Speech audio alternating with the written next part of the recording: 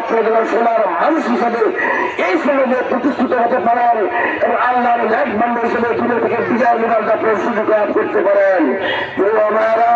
সামনে নির্বাচন, আমরা আমাদের ভাইদেরকে পদোন্নতির মাধ্যমে তাদেরকে ফুলের তোলা দিয়ে আমরা বরণ করে নিব, এটাই আপনি অপেক্ষা করুন।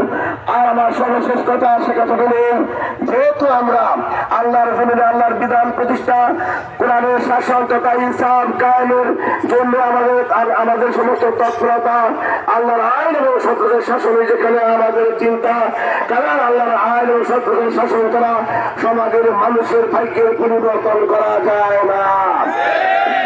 যত অশান্তি, যত অন্যায় অনাচার, যত প্রসাদ সমস্ত পিছনে মনে রয়েছে আল্লাহর বিধানকে অবজ্ঞা করা, বলে ঠিক কিনা? দুনিয়াকে যদি আমরা আল্লাহর রঙিন করতে চাই, একটি ইনসাফপূর্ণ সোনার বিনিময় করতে চাই, সোনার মদিনার মতো সোনা গাছ ভরতে চাই, আল্লাহর বিধানে মানা ছাড়া বিকল্প কোনো পথ নাই। এই জন্য আগামী নির্বাচনে আমাদের খেয়াল রাখতে হবে। আগামী নির্বাচনে এটি গুরুত্বপূর্ণ নির্বাচন। আগামী দিনের নির্বাচন হচ্ছে এই দেশ স্বাধীনতা থাকবে কি থাকবে না তার নির্বাচন। এই আগামী নির্বাচন হবে, আগামী নির্বাচনে ইনসাফ কায়েমের নির্বাচন। আগামী দিন নির্বাচন হবে এই দেশের স্বাধীনতা রক্ষার নির্বাচন।